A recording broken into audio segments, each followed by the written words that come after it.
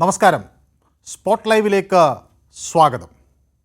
ഇന്ന് ഒരു കത്ത് സാമൂഹ്യ മാധ്യമങ്ങളിൽ വലിയ തോതിൽ പ്രചരിക്കുകയാണ്. മകൾ നഷ്ടപ്പെട്ട ഒരമ്മയുടെ വേദനയാണ് ആ കത്തിൽ പ്രകടമാകുന്നത്. നല്ല കഴിവുണ്ടായിട്ടും മികച്ച വിദ്യാഭ്യാസ യോഗ്യത ഉണ്ടായിട്ടുമൊക്കെ മകളെ ഒരു കമ്പനിയിലേക്ക് ജോലിക്ക് അയക്കുകയും പിന്നീട് അവിടെ ജോലി സമ്മർദ്ദം കൊണ്ട് ആ മകൾ മരിക്കുകയും ചെയ്യുന്നൊരു സാഹചര്യമാണ് ഈ അമ്മ കത്തിൽ വ്യക്തമാക്കുന്നത്. ഇന്ത്യയിൽ വളരുന്ന ഇത്തരം അശാസ്ത്രീയമായ തൊഴിൽ സംസ്കാരം മാറ്റണമെന്ന് ഈ കത്ത് ഈ രാജ്യത്തോട് വിളിച്ചു പറയുന്നു. ഈ വിഷയം ഉൾപ്പെടെ നടൻ മുകേഷിനെതിരെ പരാതിക്കാരി ഒരു ഘട്ടത്തിൽ രംഗത്ത് വന്നിരുന്നു. അവർക്കെതിരെ മറ്റൊരു യുവതി ഇപ്പോൾ പരാതിയുമായി രംഗത്ത് വരികയാണ്. അങ്ങനെ ഒട്ടനവധി വിഷയങ്ങൾ ഇന്നത്തെ സ്പോട്ട് ലൈവ് കൈകാര്യം ചെയ്യുന്നു. എല്ലാവർക്കും സ്പോട്ട് ലൈവിലേക്ക് സ്വാഗതം.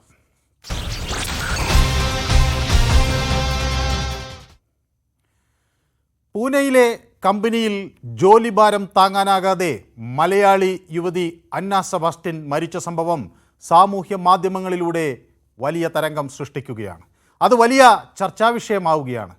കമ്പനിക്കെതിരെ ഗുരുതരമായ ആരോപണങ്ങളാണ് അന്നയുടെ കുടുംബം ഉന്നയിക്കുന്നത്. ഈ വിഷയമാണ് ഇന്ന് സ്പോട്ട് ലൈവ് പരിശോധിക്കുന്നത്. അന്നയുടെ മരണത്തിൽ സമഗ്ര അന്വേഷണം പ്രഖ്യാപിച്ച് കേന്ദ്ര സർക്കാരും രംഗത്ത് വന്നിട്ടുണ്ട്.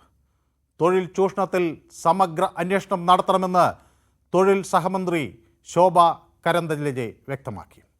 ജോലി സമ്മർദ്ദം താങ്ങാൻ കഴിയാത്തതാണ് അന്നയുടെ മരണത്തിന് കാരണമെന്ന് പിതാവ് സെബാസ്റ്റ്യൻ ന്യൂസ് 18നോട് പറഞ്ഞു.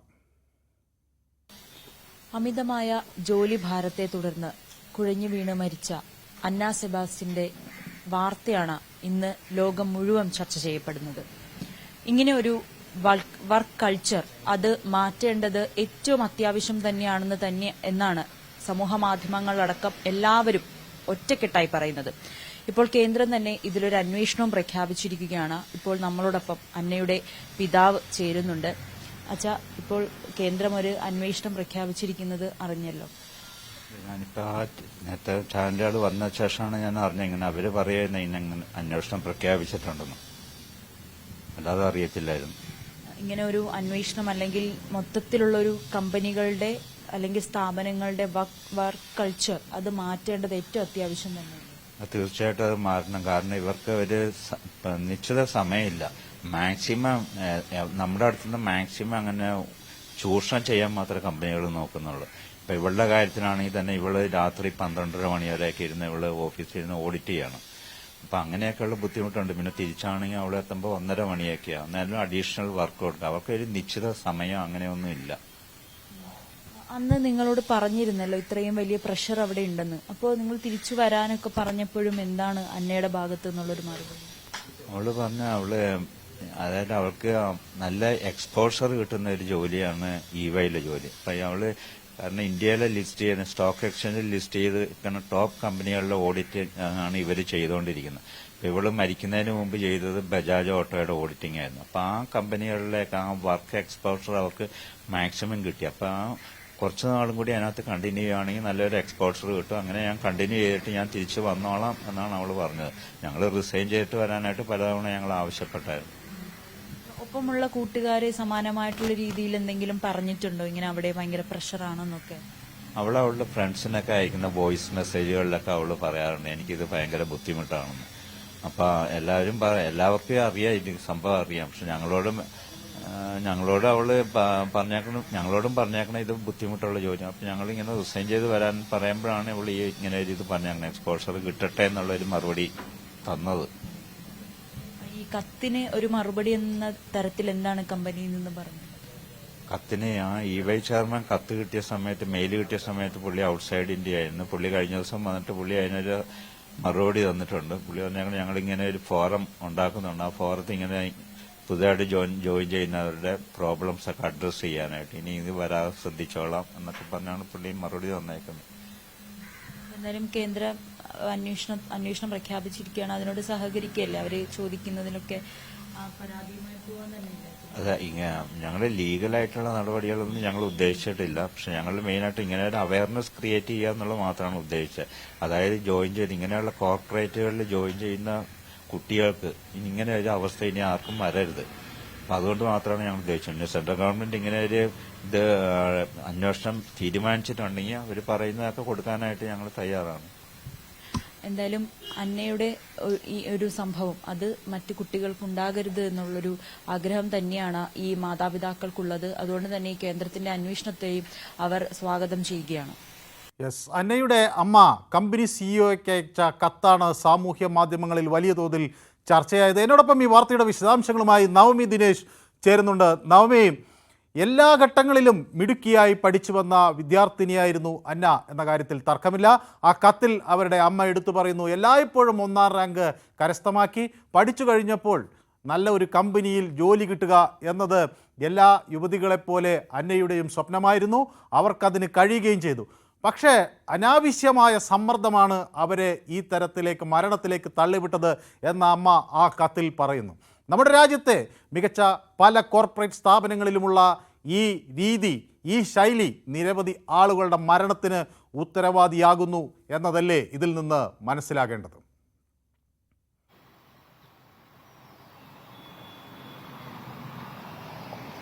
മനു, ഈ കത്തിൽ അന്നയുടെ അമ്മ പ്രധാനമായും പറയുന്ന ഒരു കാര്യമുണ്ട്. ഈ കത്ത് വായിച്ചപ്പോൾ അതിൽ എനിക്ക് ഏറ്റവും കൂടുതൽ, അല്ലെങ്കിൽ എനിക്ക് അത് ഒരു വേദനയായിട്ട് തോന്നിയത്, അന്നയോട് ഇത്തരത്തിൽ ഈ ജോലി എന്തിനാണ് നീ ഇങ്ങനെ കഷ്ടപ്പെട്ട് ജോലി ചെയ്യുന്നത്, എന്തിനാണ് ഇത്ര പ്രഷർ എടുക്കുന്നതെന്നൊക്കെ ചോദിച്ചപ്പോൾ അമ്മയോട് പറഞ്ഞൊരു കാര്യമുണ്ട്, സക്സസ്, അതായത് ഹാർഡ് വർക്കാണ് നമുക്ക് സക്സസ്, വിജയം കൊണ്ടുവരിക, അതുകൊണ്ടാണ് താൻ ഇത്ര കഷ്ടപ്പെട്ട് ജോലി ചെയ്യുന്നതെന്ന്. പക്ഷെ അത് അന്നയെ സംബന്ധിച്ച് ആ ഒരു വിജയത്തിലേക്ക് അന്ന എത്തിയില്ല. അതിനു മുൻപ് തന്നെ അന്നയ്ക്ക് ഈ ലോകത്തോട് വിട പറയേണ്ടിയിരുന്നു. ആ അമ്മ ആ കത്തിൽ ആ വാചകം സൂചിപ്പിക്കുന്നുണ്ട്. എനിക്ക് അതാണ് ഏറ്റവും, അത് വായിച്ചപ്പോൾ വളരെയേറെ വിഷമം തോന്നിയ ഒരു കാര്യം. പക്ഷേ അന്ന മാത്രമല്ല, അന്നയെപ്പോലെ നിരവധി കുട്ടികൾ നമുക്ക് ചുറ്റുമുണ്ട്. ഇങ്ങനെ കമ്പനികളുടെ പ്രഷർ താങ്ങാൻ കഴിയാതെ ജോലി രാജിവെച്ചു പോകുന്നതും അതോടൊപ്പം തന്നെ ആത്മഹത്യ ചെയ്യുന്നതും ഇങ്ങനെ ഒളിച്ചോടിപ്പോകുന്നതുമായിട്ടുള്ള നിരവധി കുട്ടികൾ നമുക്ക് ചുറ്റുമുണ്ട്. അതിന് ഏറ്റവും ഒടുവിലത്തെ ഉദാഹരണമായി മാറട്ടെ അന്ന എന്ന് മാത്രമേ നമുക്ക് പ്രാർത്ഥിക്കാൻ കഴിയുകയുള്ളൂ. കാരണം ഈ അമ്മ കത്തിൽ സൂചിപ്പിക്കുന്നത് വളരെ ഗുരുതരമായിട്ടുള്ള ആരോപണങ്ങളാണ്. കാരണം അതിലേറ്റവും പ്രധാനപ്പെട്ട കാര്യം, അന്ന രാവും പകലും ഇരുന്ന് ജോലി ചെയ്യുന്നുണ്ട്. അവളുടെ കോൺവക്കേഷന് പോലും സ്വന്തം അച്ഛനെ അമ്മയും ഒക്കെ പൂനെയിലേക്ക് കോൺവക്കേഷന് വിളിച്ചുകൊണ്ടുവരുന്നു. അവിടെ പോലും അന്ന വളരെ ലേറ്റ് ആയിട്ടാണ് വരുന്നത്. ആ കോൺവക്കേഷന് പോലും സന്തോഷത്തോടെ പങ്കെടുക്കാൻ അന്നയ്ക്ക് കഴിഞ്ഞില്ല. മാതാപിതാക്കളോട് പറയുന്നുണ്ട് തനിക്ക് ഒരുപാട് ജോലിയുണ്ട്, അതുകൊണ്ട് തനിക്ക് വേഗം പോകണം, വരാനും ലേറ്റ് ആയത് അതുകൊണ്ടാണെന്നൊക്കെ അന്ന പറയുന്നുണ്ട്. അതോടൊപ്പം തന്നെയാണ് ഇവർ പൂനെയിൽ എത്തിയ സമയത്ത് തനിക്ക് ഇടയ്ക്കിടയ്ക്ക് നെഞ്ചിനൊരു വേദന വരുന്നു എന്ന് അന്ന പറയുന്നുണ്ട്. മാതാപിതാക്കൾ അവിടെ ഡോക്ടറിനെ കാണിക്കുന്നു. അപ്പോൾ ഡോക്ടർ പറഞ്ഞത് കൃത്യമായ ആഹാരം കഴിക്കുന്നില്ല, ഉറക്കം ശരിയാകുന്നില്ല, ടെൻഷനുണ്ട്, പ്രഷർ കുറയ്ക്കുക, ഇതുകൊണ്ടാണ് ഇത്തരത്തിൽ ഈ നെഞ്ചുവേദന അല്ലെങ്കിൽ ശാരീരിക അസ്വസ്ഥതകളൊക്കെ ഉണ്ടാകുന്നത്, അസിഡിറ്റിയുടെ പ്രശ്നം ഉണ്ടാകുന്നതെന്നൊക്കെ ഡോക്ടർ പറഞ്ഞു. അപ്പോഴും മാതാപിതാക്കൾ പറഞ്ഞു 2 ദിവസം എന്നാ നീ വീട്ടിൽ വന്ന് നിൽക്ക്, ഒരു അന്തരീക്ഷം ഒന്ന് മാറുമ്പോൾ ശരിയാകുമെന്നൊക്കെ പറയുമ്പോഴും അന്ന പറയുന്നത് ഇല്ല, ഒരുപാട് ജോലിയുണ്ട്, ഇപ്പോൾ വരാൻ കഴിയില്ല. തന്റെ മാനേജർ പോലും ക്രിക്കറ്റ് കളിയുടെ സമയം, അതായത് അദ്ദേഹത്തിന് ക്രിക്കറ്റ് കളി കാണണം, അതുകൊണ്ട് അതിന്റെ സമയം അഡ്ജസ്റ്റ് ചെയ്തൊക്കെ മീറ്റിംഗ് വെക്കുന്ന സാഹചര്യം, അപ്പോഴൊക്കെ ഒരുപാട് രാത്രിയായാൽ പോലും അന്നയ്ക്ക് ഉറങ്ങാൻ കഴിയാത്ത സാഹചര്യം. ഇത് ഒരു തവണ മാനേജറോട് പറഞ്ഞപ്പോൾ മാനേജർ പറഞ്ഞ മറുപടി, നമ്മളൊക്കെ അന്ന നീ മാത്രമല്ല ബാക്കി എല്ലാവരും ഒക്കെ ഇങ്ങനെ തന്നെയാണ് പണിയെടുക്കുന്നത്, ഓഫീസിലിരുന്ന് തീരാത്ത പണി രാത്രി വീട്ടിൽ പോയി ചെയ്യൂ എന്നൊക്കെയുള്ള മറുപടിയാണ് മാനേജറുടെ ഭാഗത്ത് നിന്നുമൊക്കെ അന്നയ്ക്ക് ലഭിച്ചത്. നിലപാടാണ് അവരിൽ നിന്ന് ഉണ്ടായത് എന്ന് വ്യക്തമാണ്. നവമി ഈ കത്ത് വായിച്ചപ്പോൾ നവമിക്ക് വേദന തോന്നി എന്ന് പറഞ്ഞു. എന്നെ ഏറ്റവും അധികം സ്പർശിച്ച വാക്കുകൾ ഇതിൽ മറ്റൊന്നാണ്, no one from EY attended Anna's funeral.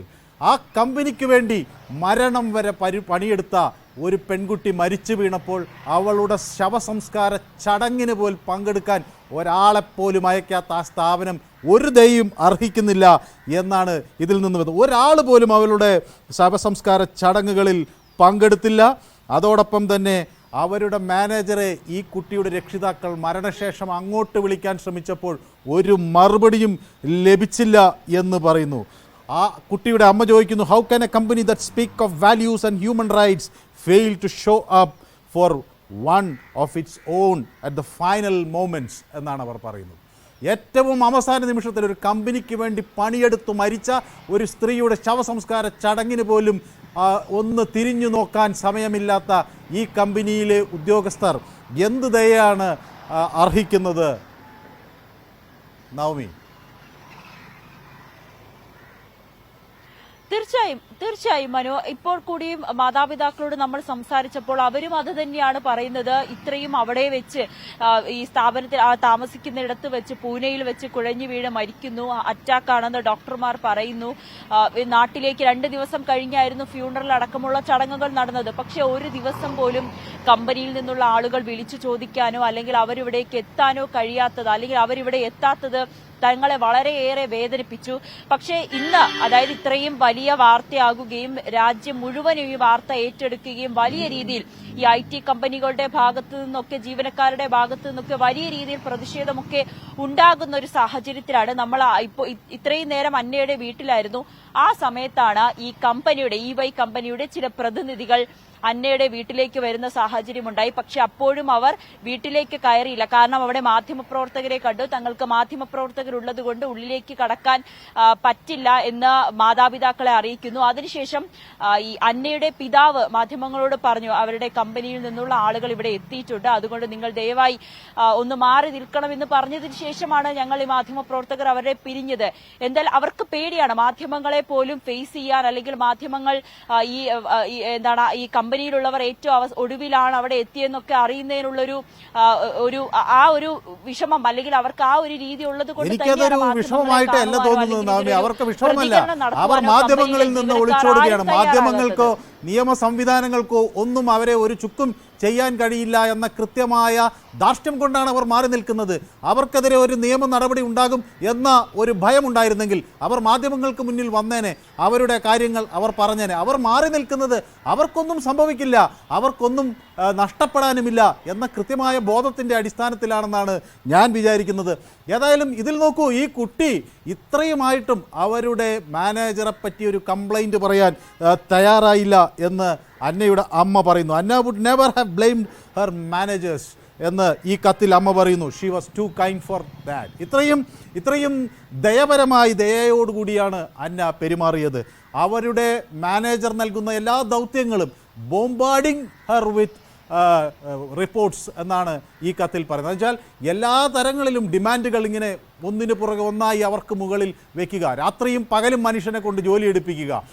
ഇതിന് ചോദിക്കാൻ ഒരു നിയമ സംവിധാനമില്ല, മറ്റ് നമ്മുടെ സാധാരണ നാട്ടിൽ കാണുന്ന ട്രേഡ് യൂണിയൻ സംവിധാനങ്ങളില്ല. അതിനെയൊക്കെ അടച്ച് പടിക്കപ്പുറത്ത് നിർത്തിക്കൊണ്ട് ഇങ്ങനെ പച്ചയായ ചൂഷണം, ഈ ചൂഷണമാണ് അതിൻ്റെ ഒന്നാമത്തെ ഇരയാണ് അന്ന.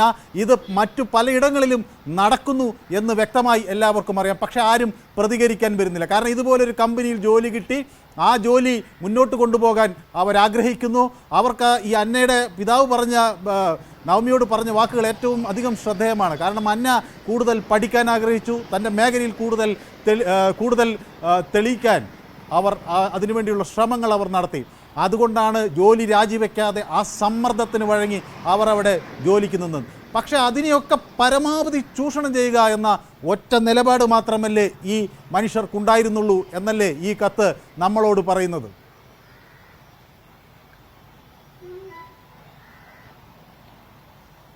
അതെ, മനു പറഞ്ഞ വളരെ പ്രധാനപ്പെട്ട കാര്യമാണ്. ഈ കമ്പനി ഇപ്പോഴും ഒരു മറുപടി നൽകാനോ അല്ലെങ്കിൽ മാധ്യമങ്ങളെ കാണുവാനോ ഒരു ഏതെങ്കിലും തരത്തിലുള്ള ഒരു ന്യായീകരണമായി പോലും രംഗത്തെത്താത്തത് അവരുറപ്പായും അവർക്കറിയാം. അവർക്കെതിരെ ഒരു നിയമ നടപടിയും ഉണ്ടാകില്ല എന്നുള്ള ഉറപ്പായിട്ടുള്ള വിശ്വാസം അവർക്കുണ്ട്.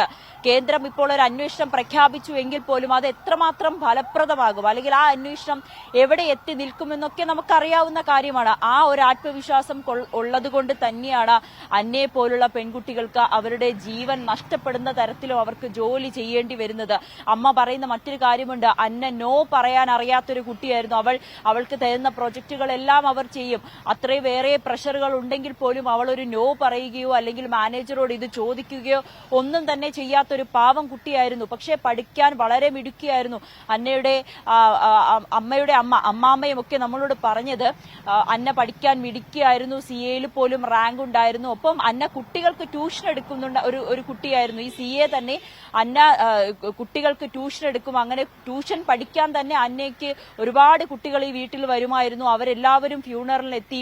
അവർക്കൊക്കെ വളരെ വിഷമമാണ്, ഞങ്ങൾക്കൊക്കെ വളരെ വേദനയാണെന്നൊക്കെ ആ മാതാപിതാക്കളും അവരുടെ അമ്മയും ഒക്കെ പറയുന്നുണ്ട്. അങ്ങനെ അന്ന തന്റെ ജീവൻ പോലും ത്യജിച്ചുകൊണ്ട്, അല്ലെങ്കിൽ മരണം വരെ അത്രേ കമ്പനിക്ക് വേണ്ടിയൊക്കെ ജോലി ചെയ്തിട്ടും ആ കമ്പനിയുടെ ഭാഗത്തു നിന്നും അപ്പോഴും അവഗണന മാത്രമാണ് അന്നയ്ക്ക് ലഭിച്ചത്. അന്നയുടെ സുഹൃത്തുക്കളും അന്നയുടെ മാതാപിതാക്കൾ ഈ ജോലി രാജിവെച്ച് തിരിച്ചു വരണം എന്നൊക്കെ പറയുമ്പോഴും സുഹൃത്തുക്കളോട് ഈ കാര്യം പറയുമ്പോൾ സുഹൃത്തുക്കളും പറയുന്നത് നിനക്ക് കരിയർ രീതിയിൽ വലിയ ഒരു ഓപ്ഷനാണ് ഈ കമ്പനി, അല്ലെങ്കിൽ നല്ല രീതിയിൽ മികച്ച രീതിയിൽ മുന്നോട്ട് പോകാൻ കഴിയും. ഒരു വർഷം തികച്ച ഈ കമ്പനിയിലേക്ക് നിന്ന്, അതായത് മാർച്ചിലാണ് അന്ന ജോയിൻ ചെയ്തതെന്നാണ് ഈ കത്തിൽ പറയുന്നത്. മാർച്ച് ഒരു വർഷം നീ തികച്ച് നിന്ന് കഴിഞ്ഞാൽ നിനക്ക് മറ്റൊരു കമ്പനിയിലേക്ക് പോകാം, നല്ലൊരു ഓപ്ഷൻ കിട്ടും എന്നൊക്കെ സുഹൃത്തുക്കളും പറയുന്നുണ്ട്. അതുകൊണ്ട് മാത്രമാണ് അന്ന ആ ഒരു കരിയറിലൊക്കെ നല്ല രീതിയിൽ മുന്നോട്ട് പോകാം, മറ്റു കമ്പനികളിലൊക്കെ കിട്ടുന്നതെങ്കിൽ യാഥാർത്ഥ്യമാക്കാനായി സമൂഹത്തിലേക്ക് ഇറങ്ങി നിന്നപ്പോൾ അവൾക്ക് നേരിടേണ്ടി വന്ന ദുർവിധിയാണ് നമുക്ക് ഈ ചിത്രമായി ഇവിടെ കാണാൻ കഴിയുന്നത്. ഇത്തരം അന്നമാർ ഒന്നല്ല ഒട്ടനവധിയാണ് എന്ന കാര്യവും വ്യക്തമാണ്. ഏതായാലും ഈ തൊഴിൽ സംസ്കാരം, പ്രത്യേകിച്ച് ഇത്രയധികം ജനസംഖ്യയുള്ള ഒരു രാജ്യത്ത് ഇത്ര വിദ്യാഭ്യാസ സമ്പന്നരായ ആളുകൾ അങ്ങനെ നിർബാധം ലഭിക്കും എന്നുള്ളത് കൊണ്ട് തന്നെ ഈ തെറ്റായ തൊഴിൽ സംസ്കാരം ഇവിടെ ഒരു നിയമ നടപടികൾക്കും വിധേയമാകാതെ തുടരുന്നു എന്നതാണ് അന്നയുടെ ഉദാഹരണം തെളിയിക്കുന്നത്. ഏതായാലും സ്പോട്ട് ലൈവ് ഒരു ചെറിയ ഇടവേളയിലേക്ക് പോകുന്നു. മറ്റൊരു സുപ്രധാന വിഷയം കൂടി ഇന്ന് സ്പോട്ട് ലൈവിലുണ്ട്. ഇടവേളയ്ക്ക് ശേഷം ആ വിഷയത്തിലേക്ക് വരാം. Short break.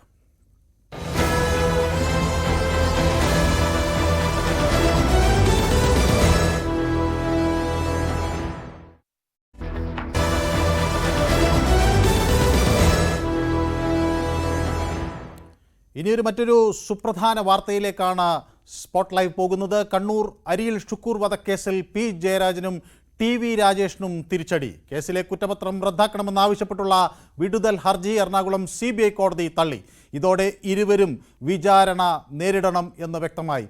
നിയമവിദഗ്ധരുമായി ആലോചിച്ച് തുടർ നടപടികൾ കൈക്കൊള്ളുമെന്ന് P. ജയരാജൻ പ്രതികരിച്ചു. കേസ് അനാവശ്യമായി നീട്ടിക്കൊണ്ടുപോകാനാണ് വിടുതൽ ഹർജി നൽകിയതെന്ന് ഷുക്കൂറിന്റെ സഹോദരൻ ദാവൂദ് വിമർശനം ഉന്നയിച്ചു. ഇത് ഇത്തിരി നീണ്ടുപോയാലും ഇതിൽ നിയമയുദ്ധം അവസാനിക്കുന്നില്ല. അവസാനം വരെ ഷുക്കൂറിന്റെ കുടുംബവും പാർട്ടിയും ഒക്കെ ഉണ്ടാവും എന്ന് ആണ് ഞങ്ങൾക്ക് പറയാനുള്ളത്. ഇതുകൊണ്ട് ഈ കേസ് തീരുന്നു എന്ന് ഞങ്ങൾ വിചാരിക്കുന്നില്ല. അവര് ഒരു പക്ഷേ CBI കോടതി വിധിക്കെതിരെ അപ്പീലിന് ഹൈക്കോടതിയിലും സുപ്രീം കോടതിയിലും പോകും. അപ്പൊ സുപ്രീം കോടതിയിലും ഹൈക്കോടതിയിലും വീണ്ടും നമുക്ക് കാണാം എന്ന് മാത്രമേ ഇപ്പൊ ജയരാജനോടും അവരോടൊക്കെ പറയാനുള്ളൂ. ജയരാജൻ ഇപ്പോൾ ആ പാർട്ടി തന്നെ രാഷ്ട്രീയ വനവാസം നൽകിയിട്ടുണ്ട്. അത് അദ്ദേഹത്തിനുള്ള രാഷ്ട്രീയ ശിക്ഷ കിട്ടിക്കൊണ്ടിരിക്കുകയാണ്. ആ പാർട്ടിയിൽ നിന്ന് പോലും അദ്ദേഹം പിന്തള്ളപ്പെട്ടുകൊണ്ടിരിക്കുകയാണ്. ഇനി നിയമപരമായിട്ട് പരമായി കിട്ടേണ്ട അദ്ദേഹത്തിനുള്ള ശിക്ഷയാണ് കിട്ടേണ്ടത്. ആ ശിക്ഷ വാങ്ങിച്ചു കൊടുക്കാനുള്ള പോരാട്ടം തുടരുകയാണ്. അവസാന ശ്വാസം വരെ ഞങ്ങൾ അതിന്റെ പിന്നാലെ ഉണ്ടാവും. യെസ്, വാർത്തയുടെ കൂടുതൽ വിശദാംശങ്ങൾ ആജ്ഞ രവീന്ദ്രൻ നൽകും. ആജ്ഞ, ഈ കേസ് ആരംഭിക്കുന്നത് 2012 ഫെബ്രുവരി 20-നാണ്. അന്നാണ് ഈ അരിയിൽ ഷുക്കൂർ കൊല്ലപ്പെടുന്നത്. ആ കൊല്ലപ്പെടുന്നതിനെ സംബന്ധിച്ച് പിന്നീട് നിരവധി വിവാദങ്ങളുണ്ടായി. പോലീസ് അന്വേഷിച്ചു, പിന്നീട് മറ്റ് അന്വേഷണ ഏജൻസികൾ വന്നു. ഒടുവിൽ CBI 2019 ജനുവരി 4-ന് ജയരാജനും രാജേഷിനുമെതിരെ ക്രിമിനൽ ഗൂഢാലോചനയും കൊലക്കുറ്റവും ചുമത്തുന്ന അനുബന്ധ കുറ്റപത്രം തലശ്ശേരി പ്രിൻസിപ്പൽ സെഷൻസ് കോടതിയിൽ സമർപ്പിക്കുകയും ചെയ്തു. ആ കേസിലാണ് ഇപ്പോൾ കൂടുതൽ നടപടികൾ ഉണ്ടായിട്ടുള്ളത്. ഇത് കനത്ത ഒരു തിരിച്ചടി തന്നെ. പക്ഷേ രാഷ്ട്രീയ കൊലപാതകങ്ങൾക്കെതിരെ നിയമ സംവിധാനം കർശനമായ നിലപാട് സ്വീകരിക്കുന്നു എന്നതിൻ്റെ കൂടി തെളിവാണോ?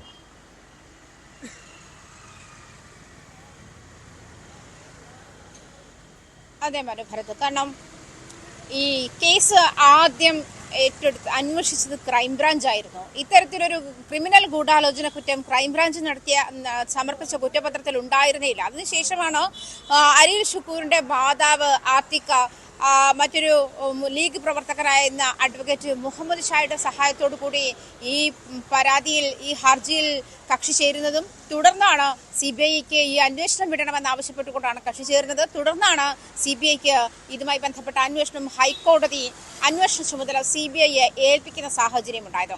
ഈ സാഹചര്യത്തിൽ പോലും ഏത് സാഹചര്യത്തിലാണ്, അതായത് തളിപ്പറമ്പ് ആശുപത്രിയിൽ വെച്ച് 315-ാം റൂമിൽ വെച്ചിട്ട് ഈ അരിൽ ഷുക്കൂറിനെ കൊലപ്പെടുത്താനുള്ള ഗൂഢാലോചന ഉണ്ടാവുകയും അതിൽ TV രാജേഷും അതുപോലെ തന്നെ P ജയരാജനും പങ്കെടുത്തിരുന്നു.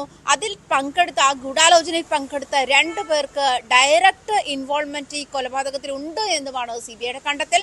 ഇതുമായി ബന്ധപ്പെട്ട മൊബൈൽ ഫോണിന്റെ ഡാറ്റകളും അതുപോലെ തന്നെ ടവർ ലൊക്കേഷനും ഒക്കെ ഡിറ്റക്ട് ചെയ്തിരുന്ന സാഹചര്യമുണ്ട്. ഈ ഒരു സാഹചര്യം പോലും കോടതിയിൽ ഇത് കൃത്യമായ തെളിവായി തന്നെ CBI കുറ്റപത്രം സമർപ്പിക്കുമ്പോൾ തന്നെ കൃത്യമായ തെളിവുകളും കോടതിയിൽ സമർപ്പിച്ചിരുന്നു. ഈ ഒരു സാഹചര്യത്തിൽ കൂടിയാണ് ഈ വിടുതൽ, തങ്ങളെ വിചാരണ കൂടാതെ വിടുതൽ നൽകണമെന്ന് ആവശ്യപ്പെട്ടുകൊണ്ടാണ് P ജയരാജനും TV രാജേഷും കോടതിയിൽ ഹർജി നൽകിയിരുന്നത്. ആ ഹർജിയിലാണ് വിചാരണ നേരിട്ടേ പറ്റൂ എന്നൊരു തീരുമാനം കോടതിയുടെ ഭാഗത്ത്. അത് CBI പ്രത്യേക കോടതിയുടെ വിധിയാണിത്. ജസ്റ്റിസ് P ശബരിനാഥന്റെ വിധിയാണ് ഈ വിചാരണ നേരിട്ടേ പറ്റൂ എന്നൊരു സാഹചര്യം ഉണ്ടാകുന്നത്. പട്ടുപത്ത് CPM-ഉം മുസ്ലിം ലീഗും സംഘർഷത്തിലുണ്ടായിരുന്ന സാഹചര്യത്തിൽ ഈ സംഘർഷ കാലത്ത് ഇവിടേക്ക് സംഘർഷം നടന്ന ഇടത്തേക്ക് സന്ദർശിച്ച P ജയരാജന്റെയും TV രാജേഷിന്റെയും വാഹന വ്യൂഹത്തിന് നേരെ കല്ലെറിഞ്ഞു. അതിനാണ് അരിൽ ഷുക്കൂറിനെ 30ഓളം പേര് ചേർന്ന CPM പ്രവർത്തകർ ചേർന്ന സംഘം തടഞ്ഞു വെക്കുകയും കരുതൽ തടങ്കലിലാക്കുകയും വിചാരണയ്ക്ക് ശേഷം, നിരന്തര വിചാരണയ്ക്ക് ശേഷം ക്രൂരമായി കൊലപ്പെടുത്തി എന്നുമാണ് ഈ കേസ് നിലനിൽക്കുന്നത്. അനുഭരത് സൂചിപ്പിച്ചതുവരെ നിരവധി വിവാദങ്ങൾ നേരിട്ട, അതായത് CPM-ന് തന്നെ നിരവധി തവണ പ്രതിക്കൂട്ടിൽ എത്തേണ്ടുന്ന ഒരു സാഹചര്യം പോലും ഉണ്ടായിരുന്ന ഒരു കേസ് കൂടിയാണിത്. അതുമാത്രമല്ല, ആ സമയത്ത് കല്യാശ്ശേരി MLA ആയിരുന്നു TV രാജേഷ്, കണ്ണൂർ ജില്ലാ സെക്രട്ടറി ആയിരുന്നു P ജയരാജൻ. ഇവർ 2 പേരും ഇതിൽ ഇൻവോൾവ് ആയി എന്നുള്ള സാഹചര്യം കൂടി കണക്കിലെടുത്തുകൊണ്ടാണ് അരിൽ അബ്ദുൽ ഷുക്കൂർ വധക്കേസിന് ഇത്രയധികം പ്രാമുഖ്യവും പ്രാധാന്യവും ലഭിച്ചത്. പാർട്ടിയെ ഏറെ വിമർശനത്തിന് ഇടയാക്കിയ, CPM-ന് ഏറെ വിമർശനങ്ങൾ വാങ്ങേണ്ടി വന്ന ഒരു സാഹചര്യം കൂടി അരിൽ അബ്ദുൽ ഷുക്കൂർ വധക്കേസ് കൊണ്ട് ഉണ്ടായി എന്നുള്ള കാര്യം വ്യക്തമാണ്.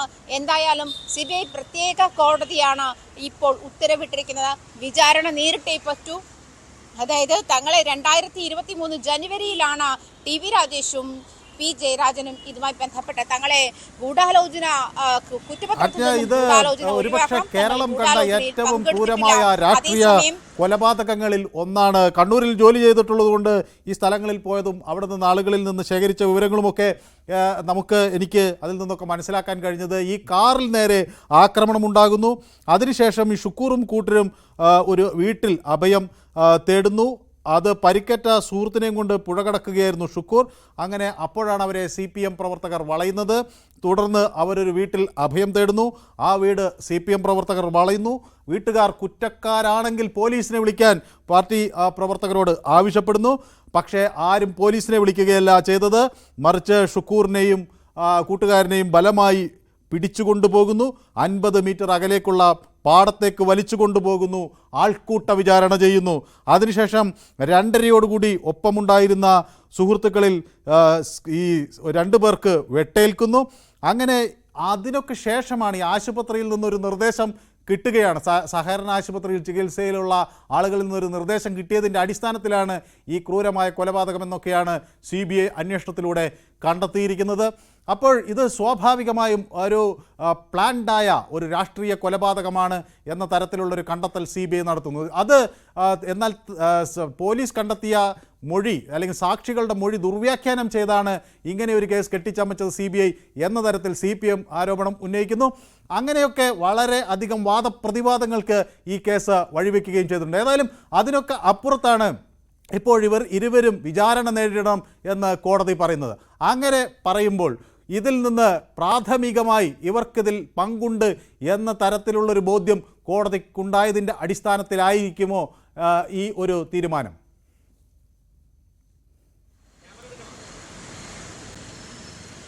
വ്യക്തമാണ് മനുഭരത്. കാരണം ഇത്തരത്തിൽ പ്രാഥമികമായി തന്നെ ഇവർ ഗൂഢാലോചനയിൽ പങ്കെടുത്തു എന്നുള്ള വ്യക്തമായ തെളിവോടുകൂടിയാണ് CPI കുറ്റപത്രത്തിൽ ക്രിമിനൽ ഗൂഢാലോചന നടന്നു എന്ന് തന്നെ എഴുതി ചേർത്തത് എന്നാണ് മനസ്സിലാക്കാൻ കഴിയുന്നത്. എന്തായാലും പി ജയരാജനും TV രാജേഷും ഇതുമായി ബന്ധപ്പെട്ട തങ്ങൾക്കെതിരെയുള്ള ആരോപണം മാത്രമാണ്.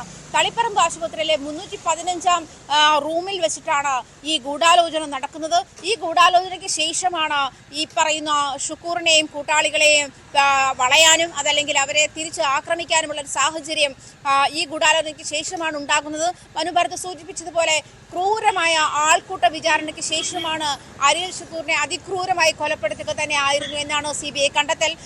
അത് തന്നെയാണ് കോടതിയിലും അതായത് കുറ്റപത്രത്തിലും CBI സമർപ്പിച്ചിരിക്കുന്ന ഏതായാലും അത് ആ പ്രാഥമികമായ കണ്ടെത്തലുകൾ കോടതിക്ക് ചെറിയ തോതിലെങ്കിലും ആദ്യഘട്ടത്തിൽ പ്രാഥമികമായി അവർ കുറ്റക്കാരാണ് എന്ന സംശയത്തിൻ്റെ അടിസ്ഥാനത്തിലായിരിക്കണം ഇങ്ങനെ ഒരു വിചാരണയ്ക്ക് അവർ തയ്യാറാകണമെന്ന് കോടതി വ്യക്തമാക്കിയത്.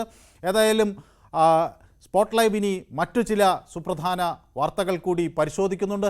അതിലൊന്ന് കൊട്ടാരക്കരയിൽ നിന്നാണ്. കൊട്ടാരക്കര പള്ളിക്കൽ ആലുംചേരിയിൽ ഭാര്യയെ വെട്ടിക്കൊലപ്പെടുത്തിയ ശേഷം ഭർത്താവ് പോലീസിൽ കീഴടങ്ങിയിരിക്കുന്നു.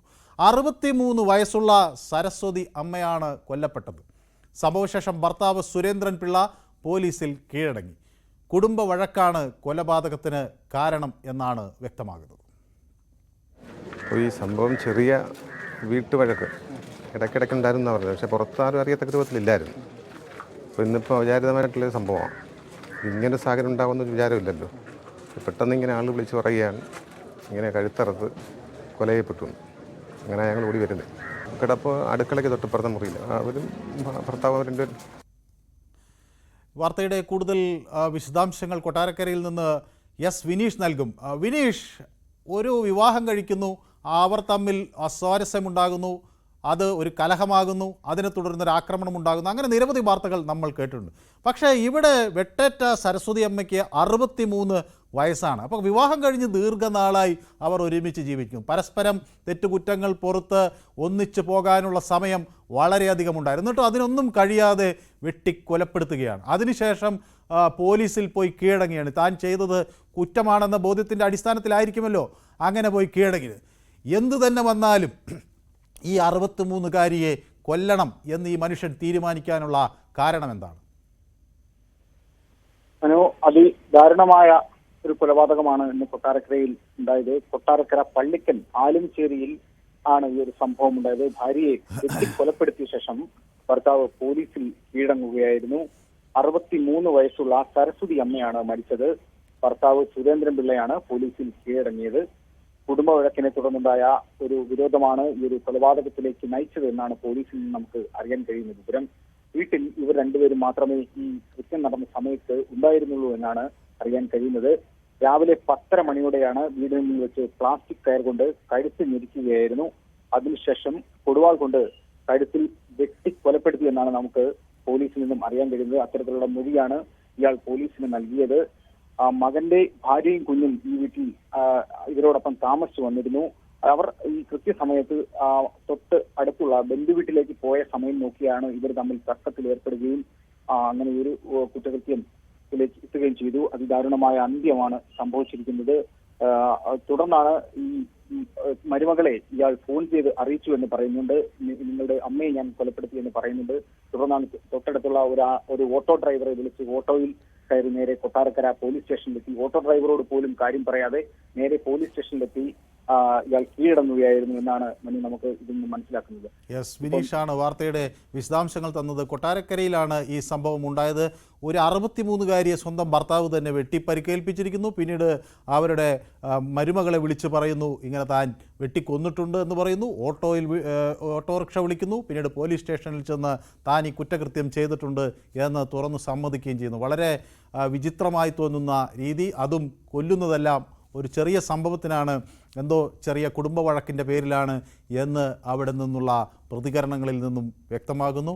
ഏതായാലും ഇത്തരം പ്രശ്നങ്ങൾ, കുടുംബ വഴക്ക് ഇത്രയും വലിയ കാര്യങ്ങളിലേക്ക് നീങ്ങുന്നത് എങ്ങനെയെന്ന് എത്ര ആലോചിച്ചാലും വ്യക്തമാകില്ല. ഏതായാലും സ്പോട്ട് ലൈവ് ഒരു ചെറിയ ഇടവേളയിലേക്ക് നീങ്ങുകയാണ്. മറ്റു വാർത്തകൾ കൂടി പുറകെ വരാനുണ്ട്. Short break.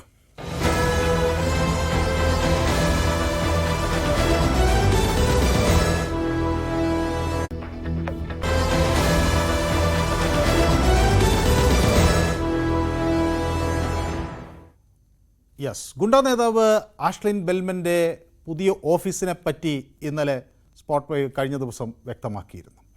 ഈ പുതിയ ഓഫീസിനെ തുടർന്ന് പിന്നീട് നടത്തിയ അന്വേഷണത്തിൽ ഈ ബെൽമൻ്റെ സാമ്പത്തിക വളർച്ച സംബന്ധിച്ചുള്ള ദുരൂഹതയാണ് വ്യക്തമാകുന്നത്. 6 വർഷം മുമ്പ് ഡ്രൈവറായിരുന്നു ആഷ്ലിൻ. പിന്നീട് അയാളുടെ വളർച്ച അതിവേഗതയിലായിരുന്നു. 2018 വരെ കളിക്കാവിളയിലെ ഗ്യാസ് ഏജൻസിയിലാണ് ആഷ്ലിൻ ജോലി ചെയ്തിരുന്നത്. പിന്നീട് അവിടെ നിന്ന് ഗൾഫിലേക്ക് പോയി. ആഷ്ലിൻ തിരിച്ചെത്തിയത് ഒരു ബിസിനസ് സംരംഭകൻ എന്ന നിലയിലാണ്. പെരുമ്പാവൂർ അനസ് ഉൾപ്പെടെയുള്ള ഗുണ്ടാ തലവന്മാരുമായി ഇയാൾക്ക് ബന്ധം ഉണ്ടായിരുന്നു. അതാണ് ഇയാളുടെ ജീവിതത്തെ മാറ്റിമറിച്ചത്. ഈ വാർത്തയുടെ കൂടുതൽ വിശദാംശങ്ങൾ ടോം കുര്യാക്കോസ് നൽകും. News 18 exclusive. ടോം, കഴിഞ്ഞ ദിവസം ടോം ഈ വാർത്തയെ സംബന്ധിച്ചുള്ള ആദ്യ ചില വിവരങ്ങൾ നൽകിയിരുന്നു. നേരത്തെയും ഈ ബെൽമൻ്റെ സമ്പത്തിനെക്കുറിച്ചും ഗുണ്ടാ പ്രവർത്തനത്തെക്കുറിച്ചുമൊക്കെ ടോം റിപ്പോർട്ട് ചെയ്തിട്ടുണ്ട്. അപ്പോൾ കഴിഞ്ഞ ദിവസം പുതിയ ഓഫീസ് തുറന്നു എന്ന കാര്യം പുറത്തു വന്നിരിക്കുന്നു. മാത്രമല്ല, ഇയാൾ ഡോക്ടർ എന്ന തരത്തിൽ 10ാം ക്ലാസ് തോറ്റയാൾ ഡോക്ടർ എന്ന തരത്തിൽ ഒക്കെ സ്വയം വിശേഷിപ്പിക്കുന്നതിൻ്റെ വിവരങ്ങളും നൽകി. ഇപ്പോൾ ഇയാൾ സമ്പന്നനായത് എങ്ങനെ എന്ന ചോദ്യം എല്ലാവർക്കും മുന്നിൽ നിൽക്കുകയാണ്. എങ്ങനെയാണ് ഈ ഒരു ഡ്രൈവിംഗ് തൊഴിലാളിയായ അല്ലെങ്കിൽ ഡ്രൈവറായിരുന്ന ഇയാൾക്ക് 6 വർഷം കൊണ്ട് ഇങ്ങനെ വലിയ കോടീശ്വരനായി മാറാൻ കഴിഞ്ഞത്?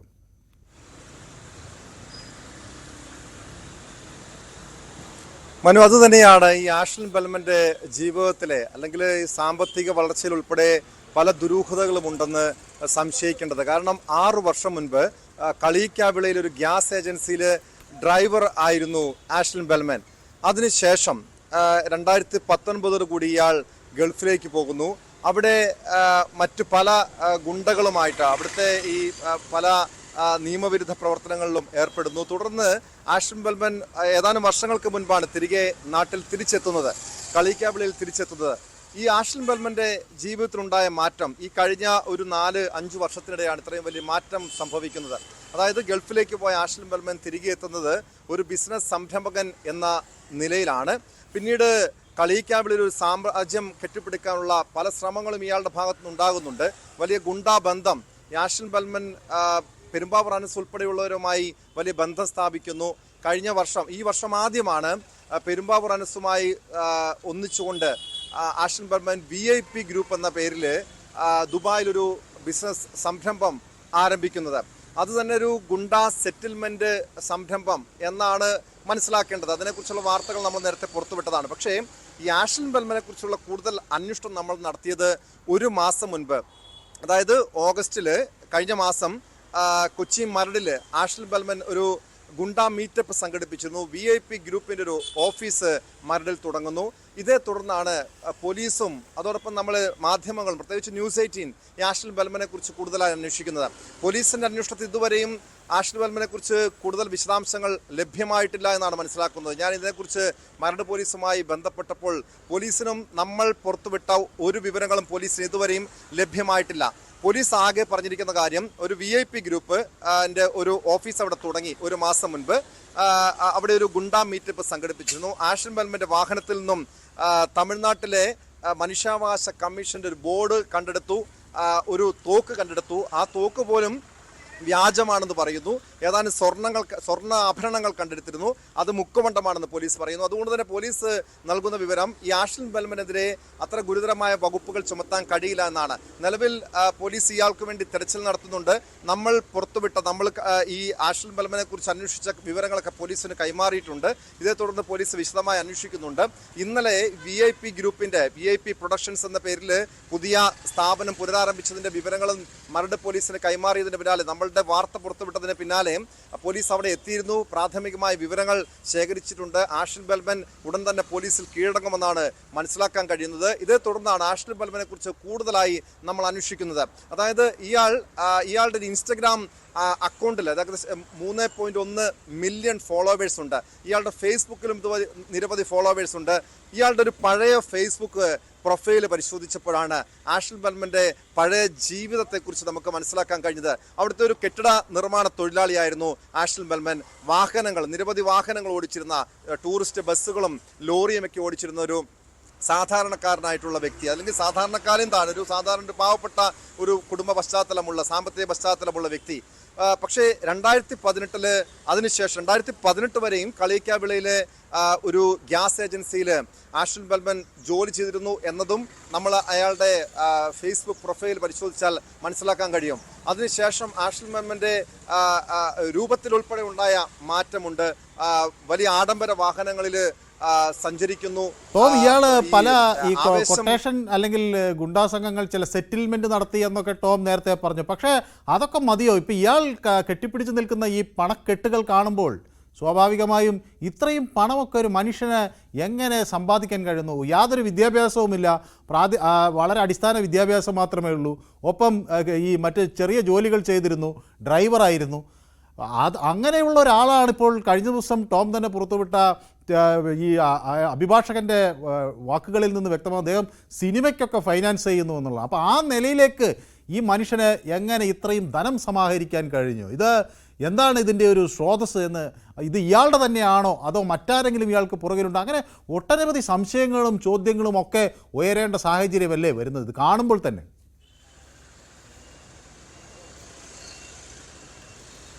തീർച്ചയായും മനു ചോദിച്ചതുപോലെ തന്നെ ഇതിൽ പല ദുരൂഹതകളുമുണ്ട്. പ്രത്യേകിച്ചും ആഷ്ലിൻ ബെൽമൻ 6 വർഷം കൊണ്ട് ഒരു വ്യക്തിക്ക് ഇത്രയധികം, അതായത് 10ാം ക്ലാസ് മാത്രം വിദ്യാഭ്യാസമുള്ള ഒരു വ്യക്തിക്ക് ഇത്രയധികം ഒരു സാമ്പത്തിക വളർച്ച നേടാൻ കഴിയുമോ എന്നതുൾപ്പെടെ പല ദുരൂഹതയും സംശയിക്കേണ്ടതാണ്. കാരണം ഈ ആഷ്ലിൻ ബെൽമന് പിന്നിൽ ആരായിരിക്കാം? അദ്ദേഹത്തിന് ഫണ്ട് ചെയ്യുന്നത് ആരായിരിക്കാം? ഇത് ഒരു സെറ്റിൽമെൻറ്റിനപ്പുറം ഏതെങ്കിലും രീതിയിലുള്ള നിയമവിരുദ്ധമായിട്ടുള്ള പ്രവർത്തനങ്ങൾ, രാജ്യവിരുദ്ധ പ്രവർത്തനങ്ങളിലൊക്കെ ആഷ്ലിൻ ബെൽമൻ ഏർപ്പെടുന്നുണ്ടോ? ഇയാളുടെ ഗുണ്ടാ ബന്ധമടക്കം നമ്മൾ അതിൻ്റെ വിവരങ്ങളൊക്കെ പുറത്തുവിട്ടതാണ്. പക്ഷെ അങ്ങനെ ഒരു ഗുണ്ടാ ബന്ധം മാത്രമല്ല, ഒരു സെറ്റിൽമെൻറ്റ് മാത്രമല്ല, സ്വർണ്ണക്കടത്ത് ഉൾപ്പെടെയുള്ള വിഷയങ്ങൾ പരിശോധിക്കേണ്ടതാണ്. മാത്രമല്ല ഈ തമിഴ്നാട് കേന്ദ്രീകരിച്ചുള്ള ഈ ഹവാല ഇടപാടുകളെ കുറിച്ചൊക്കെ പരിശോധിച്ച ഒരുപക്ഷെ ഈ ആഷ്ലിൻ ബെൽമൻ്റെ കൂടുതൽ ബന്ധങ്ങൾ ഒരുപക്ഷെ പുറത്തു വരുമായിരിക്കും. നിലവിൽ ഈ മരടിൽ പുതിയൊരു ഓഫീസ് തുടങ്ങി. അവിടെ 10 ലക്ഷം രൂപ അഡ്വാൻസ് കൊടുത്താണ് അവിടെ ഓഫീസ് ആരംഭിച്ചത്. അതായത് മരടിൽ തന്നെ വളരെ പ്രധാനപ്പെട്ട മരട് നഗരത്തോട് ചേർന്ന് കിടക്കുന്ന ഒരു സ്ഥലത്താണ് പുതിയ ഓഫീസ് തുടങ്ങിയിരിക്കുന്നത്. അതായത് പോലീസ് ഈ ഓഫീസിൻ്റെ ഈ ബിൽഡിങ്ങിൻ്റെ ഓണറോട് സംസാരിച്ചപ്പോൾ പറഞ്ഞു 10 ലക്ഷം രൂപ തങ്ങൾക്ക് നൽകിയിട്ടുണ്ടവർ. അതായത് ആ ഒരു കാര്യം പരിശോധിക്കണം. മാത്രമല്ല ഈ ആഷ്ലിൻ ബെൽമന് വേണ്ടി ഹാജരാകുന്നത് പോലും പ്രധാനപ്പെട്ട ചില വക്കീലന്മാരാണ്. അങ്ങനെ ഇത്രയധികം ഒരു സാധാരണക്കാരനായ വ്യക്തിക്ക് ഇങ്ങനെ ഫണ്ട് ചെയ്യുന്നത് ആരാകണം? അത് പോലീസ് പരിശോധിക്കേണ്ട വിഷയമാണ്. ആഷ്ലിൻ ബെൽമൻ്റെ ഈ ഫേസ്ബുക്ക് പ്രൊഫൈലും അക്കൗണ്ടുമൊക്കെ പരിശോധിച്ചു കഴിഞ്ഞാൽ ഇയാൾ ഇങ്ങനെ ഒരു പല പണം ഉൾപ്പെടെ കൈകാര്യം ചെയ്യുന്നതും ഇയാൾ ഇവിടെ ടോം പറഞ്ഞതുപോലെ ഒരു സാധാരണക്കാരനായിരുന്നു. പിന്നെ ഗൾഫിലേക്ക് പോയി. നമ്മൾ ഈ സിനിമയിൽ സലീം കുമാറിൻ്റെ ഒരു രംഗമുണ്ടല്ലോ, ഈ ഗൾഫിൽ നിന്ന് മടങ്ങി വന്ന് സ്വന്തം പണം കണ്ട് സ്വയം ഞെട്ടിപ്പോയ അൽ കമനാസനാണ് ഞാൻ എന്ന് പറയുന്ന സലീം കുമാറിനെ അനുസ്മരിക്കുന്ന തരത്തിലേക്ക് ഇദ്ദേഹത്തിൻ്റെ പണം തന്നെ കണ്ട് ഇയാൾക്ക് ഞെട്ടിപ്പോകേണ്ട സാഹചര്യം ഉണ്ടായിട്ടുണ്ടാകും എന്നാണ്. അതുകൊണ്ടായിരിക്കാം ആ ചിത്രങ്ങളെടുത്ത് ആ സാമൂഹ്യ മാധ്യമങ്ങളിലൊക്കെ ഷെയർ ചെയ്യുന്നത്. അപ്പോൾ അത്രമാത്രം പണം ഗൾഫിൽ നിന്നുണ്ടാകും. ഇയാൾക്ക് ഒരു വിദ്യാഭ്യാസവുമില്ല എന്ന് ടോം അന്വേഷണത്തിൽ കണ്ടെത്തിയിരിക്കുന്നു. ഈ അന്താരാഷ്ട്ര ബന്ധങ്ങളുണ്ട് എന്ന സംശയമാണോ നമുക്ക് ഇതിൽ നിന്ന് വരുന്നത്?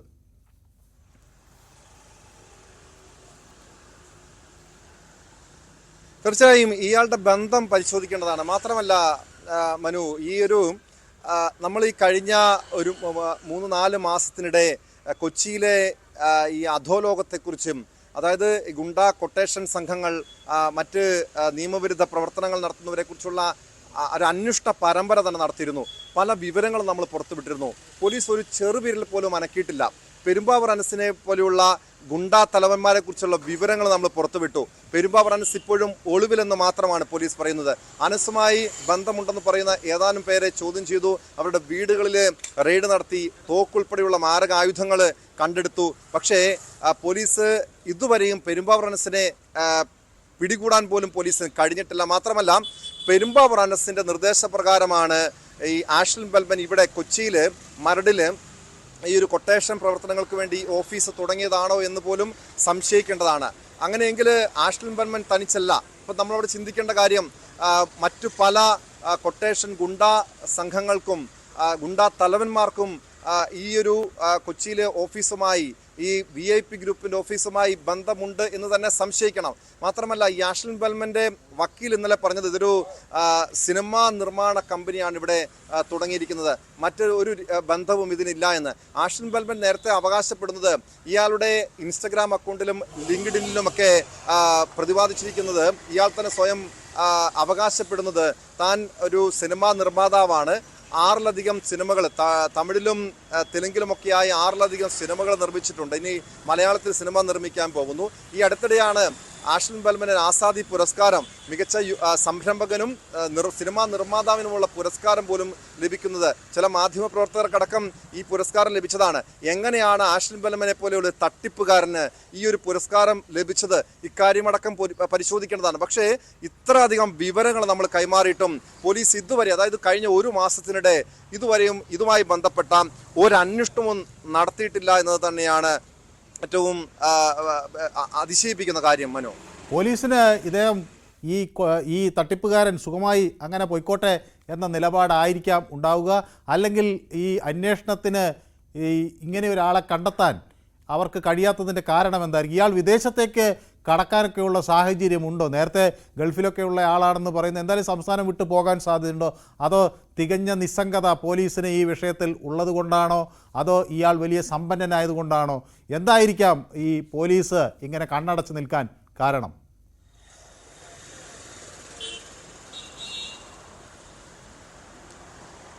തീർച്ചയായും കാരണം ആ ഒരു കാര്യം കൂടി പരിശോധിക്കേണ്ടതാണ്. നിലവിൽ നമുക്ക് മനസ്സിലാക്കാൻ കഴിഞ്ഞ കാര്യം ആഷ്ലിൻ ബെൽമൻ തമിഴ്നാട്ടിലുണ്ട് എന്ന് തന്നെയാണ്. പക്ഷേ പോലീസ് ഇയാളെ പിടികൂടാൻ വേണ്ടിയുള്ള യാതൊരു നടപടിയും സ്വീകരിച്ചിട്ടില്ല. കാരണം തമിഴ്നാട്ടിലാണ് ഇയാളുടെ ഒരു പ്രവർത്തന മേഖല. തമിഴ്നാട്ടിലെ മനുഷ്യാവകാശ സംഘടനയുടെ മനുഷ്യാവകാശ കമ്മീഷൻ്റെ വൈസ് പ്രസിഡന്റ്, അവിടുത്തെ പ്രസ് ക്ലബ് യൂണിയൻ്റെ പ്രസിഡന്റ് തുടങ്ങിയ പല അവകാശവാദവും ഇയാൾ ഉന്നയിക്കുന്നുണ്ട്. ഇയാളുടെ വാഹനങ്ങളിൽ പ്രസ് എന്ന ബോർഡ് വെച്ചുകൊണ്ടാണ് യാത്ര ചെയ്യുന്നത്. അതോടൊപ്പം VIP ഗ്രൂപ്പിൻ്റെ ഫൗണ്ടർ പ്രസിഡന്റ് എന്ന രീതിയിലുള്ള ഒരു ബോർഡും ഇയാളുടെ വാഹനത്തിൽ കാണാൻ കഴിയും. മനുഷ്യാവകാശ കമ്മീഷൻ്റെ ബോർഡ് കാണാൻ കഴിയും. ഇങ്ങനെ പ്രത്യേകിച്ചും ഇത് തമിഴ്നാട് പോലീസിനെങ്കിലും മരട് പോലീസിന് ഇക്കാര്യങ്ങൾ കൈമാറാം. അങ്ങനെ വന്നു കഴിഞ്ഞാൽ പോലും ഇയാളുടെ നിയമവിരുദ്ധ പ്രവർത്തനങ്ങളെക്കുറിച്ച് കണ്ടുപിടിക്കാൻ കഴിയും. ഈ സംയുക്തമായി തമിഴ്നാട് പോലീസും കേരള പോലീസും ഇയാളെക്കുറിച്ച് അന്വേഷിച്ചില്ലെങ്കിൽ ഒരുപക്ഷെ കേരളത്തിൽ ഉൾപ്പെടുന്ന, കേരളത്തെ നിയന്ത്രിക്കുന്ന ഒരു ഗുണ്ടാ കൊട്ടേഷൻ സംഘങ്ങളിലേക്ക് പോലും ഇയാളെ കേന്ദ്രീകരിച്ച് അന്വേഷണം നടത്തിയാൽ പല വിവരങ്ങളും നമുക്ക് ഈ കേരള പോലീസിന് ലഭിക്കുക തന്നെ ചെയ്യും. എന്തായാലും പോലീസിന് ഇത് സംബന്ധിച്ച് ഒരു അന്വേഷണം നടത്തിയാൽ സുപ്രധാനമായ പല കാര്യങ്ങളിലേക്കും അവർക്ക് എത്തിച്ചേരാൻ കഴിയും. കാരണം 6 വർഷം കൊണ്ടൊരാൾക്ക് സാധാരണഗതിയിൽ ഇത്ര സമ്പന്നനാകാൻ കഴിയില്ല. അതിന് പുറകിൽ എന്തോ ഉണ്ട്, ആരോ ഉണ്ട്. ഇനിയും കൂടുതൽ വാർത്തകൾ സ്പോട്ട് ലൈവ് കൈകാര്യം ചെയ്യുന്നുണ്ട്. അതിലൊന്ന് ഈ സുപ്രധാനമായ ഈ സുഭദ്ര വധക്കേസിലെ കോടതി വളപ്പിലെ നാടകീയ രംഗങ്ങളാണ്. അതിലേക്ക് വരാം ഒരു ചെറിയ ഇടവേളയ്ക്ക് ശേഷം.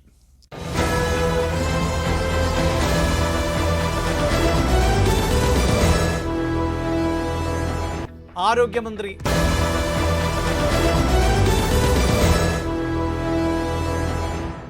സ്പോട്ട് ലൈവിലേക്ക് വീണ്ടും സ്വാഗതം. ഇനി നമ്മൾ പരിശോധിക്കുന്നത് ഈ സുഭദ്ര വധക്കേസിൽ കോടതി വളപ്പിൽ ഉണ്ടായ ചില നാടകീയ രംഗങ്ങളാണ്. മാധ്യമങ്ങൾക്ക് മുന്നിൽ പൊട്ടിക്കരയുകയാണ് കേസിലെ പ്രതി ഷർമിള. തെറ്റ് ചെയ്തിട്ടില്ല എന്നാണ് ഷർമിള മാധ്യമങ്ങളോട് പറഞ്ഞത്.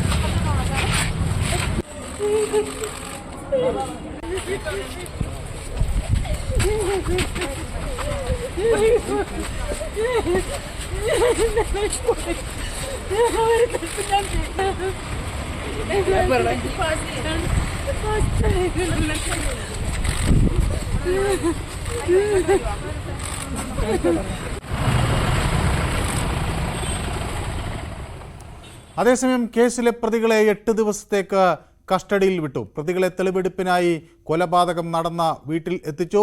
ശരണ്യ സ്നേഹജൻ കൂടുതൽ വിവരങ്ങൾ നൽകും. ശരണ്യ, ഈ പ്രതി പൊട്ടിക്കരയുകയാണ്. ഇത് അഭിനയമാണോ എന്ന് സംശയിക്കേണ്ടിയിരിക്കുന്നു, അതോ അവർ കുറ്റസമ്മതം നടത്തി കരയുകയാണോ? എന്താണ് ആ കരച്ചിലിൽ അവർ പറയാൻ ഉദ്ദേശിക്കുന്നത്? കുറ്റം ചെയ്തിട്ടില്ലെന്നാണോ? മനു, നമ്മളെ ആകെ ഞെട്ടിച്ച കലൂർ വയോധികയുടെ കൊലപാതകം, സുഭദ്ര എന്ന 73-കാരിയെ ക്രൂരമായി കൊലപ്പെടുത്തിയ കേസിലെ മുഖ്യ പ്രതികളെയാണ് ഇപ്പോൾ കോർത്തശ്ശേരിയിലെ വീട്ടിലെത്തി പോലീസ് തെളിവെടുപ്പ് നടത്തുന്നത്. അതിനു മുമ്പ് നമ്മൾ കണ്ടത് കസ്റ്റഡിയിൽ വാങ്ങുന്നതിനായി അന്വേഷണ ഉദ്യോഗസ്ഥർ Alappuzha judicial first class magistrate കോടതി 2 ഇവർക്കായി കസ്റ്റഡി അപേക്ഷ നൽകിയിരുന്നു. ഇത് പരിഗണിച്ച കോടതി 8 ദിവസത്തേക്ക് പ്രതികളെ കസ്റ്റഡിയിൽ വിട്ടു നൽകുകയും ചെയ്തു. തുടർന്നാണ് ഇപ്പോൾ അവിടെ നിന്ന് ഇറക്കി ജീപ്പിലേക്ക് കയറ്റുന്ന വഴിയിലാണ് അത്തരത്തിൽ ശർമിളയുടെ ഭാഗത്തു നിന്ന് ഒരു പ്രതികരണം ഉണ്ടായത്. അവർ കരഞ്ഞുകൊണ്ട് താൻ അത്തരത്തിലൊരു കുറ്റം ചെയ്തിട്ടില്ല എന്നാണ് വിശദീകരിക്കുന്നത്. പക്ഷെ അങ്ങനെയല്ല, അന്വേഷണ സംഘം വളരെ കൃത്യമായി 2 പേർക്കും ഒരുപോലെ കൊലപാതകത്തിൽ പങ്കുണ്ട് എന്നുള്ളത് വ്യക്തമായിരുന്നു. പ്രത്യേകിച്ച് ഇപ്പോൾ ഇവരെ തെളിവെടുപ്പിനായി ഈ വീട്ടിലേക്ക് എത്തിച്ചല്ലോ, അവിടെ ഈ സ്ഥലം ഇവർ കുഴിച്ചിട്ട സ്ഥലവും മറ്റൊക്കെ കാണിച്ചു കൊടുത്തോ? എന്താണ് അത് സംബന്ധിച്ചുള്ള വിവരങ്ങൾ? അവരെ എങ്ങനെയാണ് ഇത് ചെയ്തത് എന്നൊക്കെ പോലീസിന് വിശദീകരിച്ചു കൊടുക്കേണ്ട ഒരു സാഹചര്യമാണല്ലോ തെളിവെടുപ്പിൻ്റെ ഘട്ടത്തിൽ ഉണ്ടാകുക. അപ്പോൾ ആ കൊലപാതകം നടന്ന വീട്ടിൽ അവരിതൊക്കെ കാണിച്ചു കൊടുക്കുന്നുണ്ടോ? എന്താണ് അവിടെ നിന്നൊക്കെ ലഭിക്കുന്ന വിവരങ്ങൾ? തീർച്ചയായിട്ടും ഇവിടെ ഫോറൻസിക് വിഭാഗവും മണ്ണഞ്ചേരി പോലീസും ആലപ്പുഴ ഡിവൈഎസ്പിയുടെ നേതൃത്വത്തിലുള്ള സംഘമാണ് ഇപ്പോൾ എത്തിയത്. ആദ്യം തന്നെ മാത്യുവിനെ ഈ കുഴിയെടുത്ത്, അതായത് കോർത്തശ്ശേരിയിലെ വീടിന്റെ തെക്ക് ഭാഗത്തായാണ് കുഴിയെടുത്ത് സുഭദ്രയുടെ മൃതദേഹം മൂടിയിരുന്നത്. അവിടെ എത്തി ഇത് എങ്ങനെ കുഴിച്ചു മൂടി എന്നടക്കമുള്ള കാര്യങ്ങൾ മണ്ണഞ്ചേരി CI രാജേഷ് അടക്കമുള്ള അന്വേഷണ ഉദ്യോഗസ്ഥരോട് ഇയാൾ വിശദീകരിച്ചു. അതിനുശേഷം ഇപ്പോൾ ഈ വീടിനകത്ത്, അതായത് കൊലപാതകം നടന്നുവെന്ന് അന്വേഷണ സംഘം കണ്ടെത്തിയ വീടിനകത്താണ് തെളിവെടുപ്പ് നടക്കുന്നത്. വീടിനകത്ത്, അതായത് കട്ടിൽ കിടന്നിരുന്ന സുഭദ്രയെ ചവിട്ടി താഴിട്ട ശേഷം 2 പേരും ചവിട്ടി പിടിച്ചുകൊണ്ട് കഴുത്ത് ഞെരിച്ച് ഇരുവശങ്ങളുമായി നിന്ന് ഷാൾ മുറുക്കി കൊലപ്പെടുത്തി എന്നുള്ളതാണ് ഇവർ പോലീസിന് നൽകിയിട്ടുള്ള മൊഴി. അത്തരത്തിലുള്ള സംഭവങ്ങളടക്കം പ്രതികളകത്ത് വീടിനകത്ത് പോലീസിനോട് വിശദീകരിച്ചുകൊണ്ടിരിക്കുകയാണ്. തെളിവെടുപ്പാണ് നടക്കുന്നത്. പല ഘട്ടങ്ങളിലായി തെളിവെടുപ്പ് പൂർത്തീകരിക്കേണ്ടതായുണ്ട്. പ്രധാനമായും കൊലപാതകം നടന്ന സ്ഥലത്താണ് ഇപ്പോൾ പ്രതികളുമായി അന്വേഷണ സംഘം ഉള്ളത്. അതിനുശേഷം ഉടുപ്പി അടക്കമുള്ള ഇടങ്ങളിലേക്ക് അവരെ കൊണ്ടുപോകേണ്ടതായുണ്ട്. കാരണം ഈ സുഭദ്രയിൽ നിന്ന് കൈക്കലാക്കിയ സ്വർണം ഇവർ വിറ്റത് ഉടുപ്പിയിലും ആലപ്പുഴയിലെ ജ്വല്ലറിയിലും അടക്കം ഇവർ വിറ്റിരുന്നു. പല സമയങ്ങളിലായി അന്വേഷണ സംഘത്തിന്റെ പിടിയിലാകുന്നവരെ ശർമിളയുടെ പ്രദേശമായ കർണാടക ഉടുപ്പിയിലേക്ക് ഇവർ യാത്ര ചെയ്യുകയും ചെയ്തിട്ടുണ്ട്. അതുകൊണ്ട് തന്നെ ഇന്ന് ഇവിടുത്തെ തെളിവെടുപ്പ് പൂർത്തിയാക്കിയ ശേഷം ഉടുപ്പിയിലേക്ക് കൊണ്ടുപോകാനാണ് അന്വേഷണ സംഘത്തിന്റെ തീരുമാനം. വ്യക്തമാണ്. ശരണ്യ സ്നേഹജനാണ് വാർത്തയുടെ വിശദാംശങ്ങൾ നൽകിയത്. ഇനിയൊരു സുപ്രധാനമായ വിവരം കൂടി പുറത്തു വരികയാണ്. തെലുങ്ക് കൊറിയോഗ്രാഫർ ജാനി ഭാഷ എന്ന ജാനി മാസ്റ്റർ അറസ്റ്റിലായിരിക്കുന്നു. സഹപ്രവർത്തകയായ 21-കാരിയുടെ ലൈംഗിക പീഡന ആരോപണത്തെ തുടർന്ന് ഒളിവിലായിരുന്നു ജാനിയെ ഗോവയിൽ വെച്ചാണ് Secunderabad special operation team arrest ചെയ്തത്. വാർത്തയുടെ കൂടുതൽ വിവരങ്ങൾ ഷംന നൽകും. ഷംന, ഈ ജാനി മാസ്റ്ററെ എല്ലാവർക്കും അറിയാം, വലിയ പുഷ്പ, ബാഹുബലി പോലൊക്കെയുള്ള ചിത്രങ്ങളുടെയൊക്കെ ഭാഗമായി പ്രവർത്തിച്ച ആളാണ്. മാത്രവുമല്ല, ഇയാൾ ഒളിവിലായിരുന്നു, ഇപ്പോൾ പിടിയിലായിരിക്കുന്നു. ഈ പെൺകുട്ടി പ്രായപൂർത്തിയാകാത്ത ഘട്ടത്തിലും പീഡനത്തിന് ഇരയാക്കി എന്നൊക്കെയുള്ള പരാതികൾ അന്ന് ഉയർന്നിരുന്നല്ലോ. എന്താണ് അതൊക്കെ സംബന്ധിച്ചുള്ള വിശദാംശങ്ങൾ? മനു, വളരെ ഗൗരവമുള്ള ഒരു പരാതിയാണ് യുവതി നൽകിയിരിക്കുന്നത്. ഇന്ത്യ ഒന്നാകെ ഉറ്റുനോക്കുന്ന, അത്രയും ആരാധനയോടെ ഉറ്റുനോക്കുന്ന ഒരു കൊറിയോഗ്രാഫർ ആണ് ഇപ്പോൾ പരാതിയെ തുടർന്ന് കസ്റ്റഡിയിലായിരിക്കുന്നത്. കഴിഞ്ഞ 16-ാം തീയതിയാണ് യുവതി ഇത്തരം ഒരു ഗുരുതരമായ ഒരു പരാതിയുമായി രംഗത്ത് വരുന്നത്.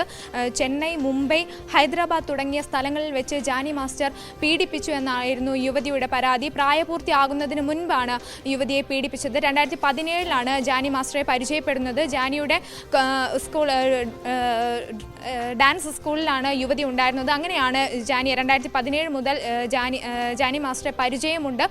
അങ്ങനെയാണ് പിന്നീട് യുവതിയെ പീഡിപ്പിച്ചത്. ചെന്നൈ, മുംബൈ, ഹൈദരാബാദ് തുടങ്ങിയ സ്ഥലങ്ങളിൽ വെച്ചും യുവതിയുടെ നർസിംഗിയിലുള്ള വസതിയിൽ വെച്ചും പീഡിപ്പിച്ചു എന്ന ഗുരുതരമുള്ള ആരോപണമാണ് ജാനിക്കെതിരെ ഉണ്ടായിരുന്നത്. ഇതേ തുടർന്ന് ഈ പ്രായപൂർത്തിയാവുന്നതിന് മുൻപാണ് ഈ പീഡനങ്ങളെല്ലാം നടന്നത്. അതുകൊണ്ട് തന്നെ കഴിഞ്ഞ 18-ാം തീയതിയാണ്, കഴിഞ്ഞ ദിവസമാണ് ജാനിക്കെതിരെ പോക്സോ അടക്കമുള്ള കുറ്റങ്ങൾ ചുമത്തി പോലീസ് കേസെടുത്തത്.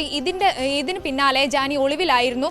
പിന്നീടാണ് സ്പെഷ്യൽ ഓപ്പറേഷൻ ടീം ജാനിയെ ഇന്ന് കണ്ടെത്തുന്നതും കസ്റ്റഡിയിലെടുക്കുന്നതും. എന്തായാലും ഇന്ത്യ ഒന്നാകെ വളരെ ആരാധനയോടെ നോക്കുന്ന ഒരു കൊറിയോഗ്രാഫർ ഇങ്ങനെ കസ്റ്റഡിയിലാകുമ്പോൾ അത് വളരെയധികം ഗൗരവമുള്ള ഒരു പരാതിയായി മാറുന്നു. മാത്രമല്ല ഷംന, ഇയാൾ ഈ പെൺകുട്ടിയെ വിവാഹ വാഗ്ദാനം നൽകിയെന്ന് സംബന്ധിച്ച ചില പരാതികളും അന്നുണ്ടായിരുന്നു. അതിനുവേണ്ടി നിർബന്ധിതമായി മതപരിവർത്തനം ചെയ്യാൻ ശ്രമിച്ചു എന്ന ചില പരാതികൾ അല്ലെങ്കിൽ അങ്ങനെ ചില വിവരങ്ങൾ അന്ന് പുറത്തു വരുന്നുണ്ടായിരുന്നു. പിന്നീട് അവരെ അടിച്ചു, ആക്രമിച്ചു എന്നൊക്കെയുള്ള പരാതികളുണ്ട്. അങ്ങനെ ഈ വിഷയങ്ങൾ കൂടി ഈ അന്വേഷണത്തിൻ്റെ ഘട്ടത്തിൽ പരിശോധിക്കപ്പെടുമോ? തീർച്ചയായും മനു, കൂടുതൽ അന്വേഷണത്തിന് വേണ്ടി നർസംഗയിലേക്കുള്ള പോലീസിന് കൂടി ഇപ്പോൾ അന്വേഷണ സംഘം ഇത് കൈമാറുകയാണ്. യുവതിയെ വളരെ നിർബന്ധിച്ച് പീഡിപ്പിച്ചു അല്ലെങ്കിൽ വിവാഹ വാഗ്ദാനം ഉൾപ്പെടെ നൽകി ഈ മതപരിവർത്തനത്തിന് ശ്രമിച്ചു തുടങ്ങിയ ആരോപണങ്ങളെല്ലാം വരുന്നുണ്ട്. എന്തായാലും ഇത് സംബന്ധിച്ച് കൂടുതൽ അന്വേഷണം ശക്തമാവുകയാണ്, അന്വേഷണം മുറുകുകയാണ്. ഇതോടെ എന്തായാലും വരും മണിക്കൂറുകളിൽ ഇത് സംബന്ധിച്ച് കൂടുതൽ വിവരങ്ങൾ പുറത്തു വരുമെന്നാണ് കരുതപ്പെടുന്നത്. എന്തായാലും മറ്റൊരു പ്രധാന കാര്യം ഈ ജാനി മാസ്റ്ററെ സംബന്ധിച്ച് നമുക്കറിയാവുന്നത്, ഇദ്ദേഹം ഈ പവൻ കല്യാണിൻ്റെ ജനസേന പാർട്ടിയുടെ ഒരു പ്രചാരകനൊക്കെയായി നമ്മൾ പണ്ട് കണ്ടിട്ടുണ്ട്. അതോടൊപ്പം ഈ ജനസേന നമുക്കറിയാലോ തെലുങ്ക് ദേശം പാർട്ടിയുമായി ചേർന്നാണ് അവിടെ ആന്ധ്രാപ്രദേശിൽ നിലയുറപ്പിച്ചിട്ടുള്ളത്. അത് NDA അലയൻസിൻ്റെ ഭാഗമാണ്. അപ്പോൾ സ്വാഭാവികമായും ഈ ജാനി മാസ്റ്ററുടെ ഈ പ്രവൃത്തി വലിയ രാഷ്ട്രീയ പ്രത്യാഘാതങ്ങൾക്ക് കൂടി വഴി തെളിക്കുമെന്ന കാര്യം വ്യക്തമാണ്. ജനസേന പാർട്ടി നേരത്തെ ഇയാളെ മാറി നിൽക്കാനൊക്കെ ആവശ്യപ്പെട്ടിരുന്നു. അപ്പോൾ രാഷ്ട്രീയമായുള്ള കൂടുതൽ പ്രതികരണങ്ങളിലേക്ക് കാര്യങ്ങൾ നീങ്ങില്ലേ? തീർച്ചയായും മനു, അങ്ങനെ തന്നെയാണ്. ഈ പാർട്ടിയുടെ പരിപാടികളിൽ നിന്നും അല്ലെങ്കിൽ പാർട്ടിയുമായി ബന്ധപ്പെട്ട കാര്യങ്ങളിൽ നിന്നും തൽക്കാലം മാറി നിൽക്കാനാണ് ജനസേന പാർട്ടി ഇപ്പോൾ ആവശ്യപ്പെട്ടിട്ടുള്ളത്. എന്തായാലും അന്വേഷണം കൂടുതൽ ശക്തമാവുന്ന വഴിക്ക് അല്ലെങ്കിൽ അറസ്റ്റ് അടക്കം രേഖപ്പെടുത്തി മറ്റ് നടപടികളിലേക്ക് കടക്കുന്നവർക്ക് കൂടുതൽ ഇത് രാഷ്ട്രീയ വിഷയമായി മാറുമെന്ന് തന്നെയാണ് കരുതപ്പെടുന്നത്. പ്രത്യേകിച്ച് പ്രതിപക്ഷ പാർട്ടികൾ ഉൾപ്പെടെ ഇതിനെതിരെ പ്രതിഷേധവുമായി രംഗത്തെത്താൻ സാധ്യതയുണ്ട്. എന്തായാലും ഹേമ കമ്മിറ്റി റിപ്പോർട്ട് പുറത്തു വന്നതിന്റെ പശ്ചാത്തലത്തിൽ വലിയ പരാതികൾ എല്ലാ കോണുകളിൽ നിന്ന് ഉയരുമ്പോഴാണ് സമാനമായ രീതിയിൽ മറ്റൊരു സംസ്ഥാനത്ത് നിന്നുകൂടി പരാതികൾ വരുന്നത്. സിനിമാ മേഖലയിൽ ഇതിൻ്റെ പ്രതിഫലനങ്ങൾ ഉണ്ടാകും എന്നാണ് നമ്മൾ കണക്കാക്കുന്നത്. ഏതായാലും കൂടുതൽ വിശേഷങ്ങളും വിവരങ്ങളുമൊക്കെയുള്ള സ്പോട്ട് ലൈവ് നാളെ ഉണ്ടാകും. ഇന്നത്തെ സ്പോട്ട് ലൈവ് ഇവിടെ സമാപിക്കുന്നു. നന്ദി, നമസ്കാരം.